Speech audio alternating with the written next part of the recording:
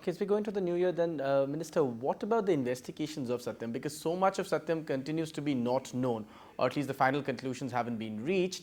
And also, could you tell us what level of investigation, where do the investigations stand today? And also, what about the suits in America? I mean, what is the government's point of view about the suits in America?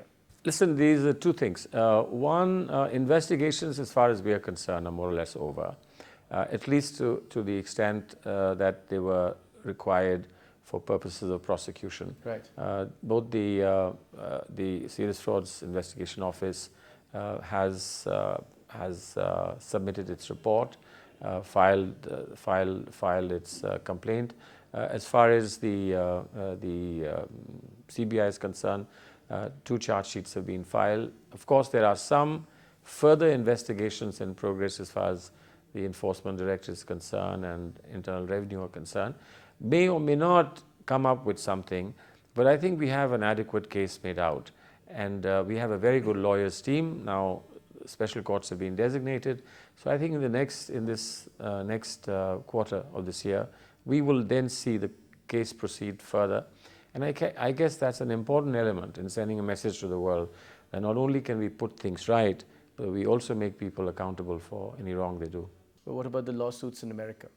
Lawsuits in America, now we don't have a say there. These are class suits, and I think Satyam are good enough to handle them. They will need some help from us as far as the SEC is concerned, and I think the SEBI have done whatever was possible under the MOU. They've actually conveyed a very strong message. Politically, the signals that we could give out, we have given out, and I hope that the American side will appreciate this. And what was the crux of the signals given out politically? Essentially, whatever could be done has been done. People have been made accountable. Now don't punish a company for the wrongdoing of individuals who are facing trial in this court. Now, if you fine the company, who's going to get hurt? It'll be the shareholder who's going to get hurt. Yes. And it's not the shareholder who was at fault. I mean, if somebody took the shareholder for a ride. So I think whether it's India or it's government of the US or any institution there must protect the shareholder. Anything that puts Satyam in difficulty is counterproductive.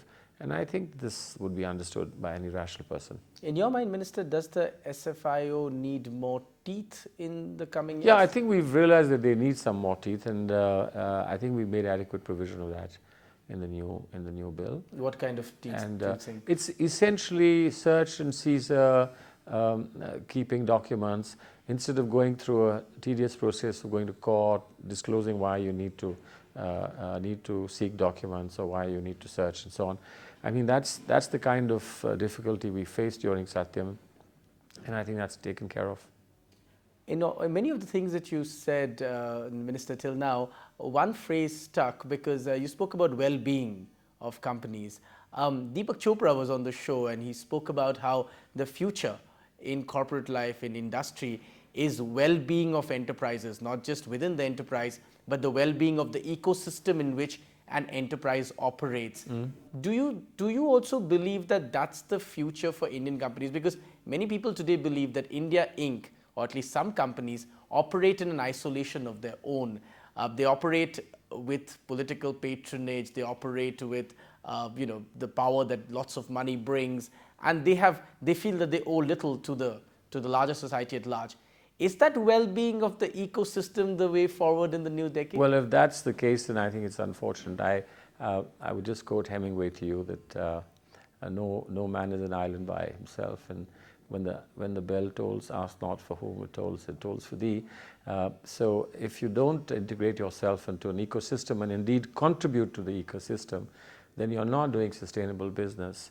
And when the roof collapses, it won't pick and choose who's earning more and who's earning less. It'll collapse on everybody. And I think it's therefore extremely important that everyone realizes that they have some contribution to make and that they are part of an ecosystem that cannot be sustained without their cooperation and their involvement. And at the end of the day, I think we need to find institutions. I think corporate social responsibility is something that is difficult to quantify at times. And I think we need to work towards deliverables, quantification, and who knows, one day, as I've often said, we could have corporate social credits even to trade. Since we're talking about well-being, in the next decade, what will be the key idea for the well-being of India Inc.? Well, I think there are new fields that are going to open up, and to tell you the truth, after software expansion, the big thing might be accounting. I mean, that's where a lot of talented young people, everyone knows that Indians have brains for accounts, for numbers. And under the IFRS, once the convergence takes place in 2011, we could be supplying the world the best accountants and the best para accountants. I think that I can see is the great future. And I think if you know accounts and you control accounts, you're controlling the heart, if not heart, at least the liver of your body. And I would look forward to that in the next 3-4 years. My last couple of questions, Minister. This year you made headlines asking corporates to rethink money that they pay to themselves. You spoke about austerity. Will austerity be a key measure in the years to come? Is that a big idea in the next decade? Well, I think that you should earn both honor as well as money, value, and we should concentrate on how we earn. We should concentrate on earn in a manner that doesn't create frustration in society. That we should earn by creating more opportunities for others to earn. That's important, and I think we should be responsible, and we should be responsive. That's what I call for. Now, how you do this is for us to talk about and dialogue. I'm not, and I don't think anybody can now, talk about controls.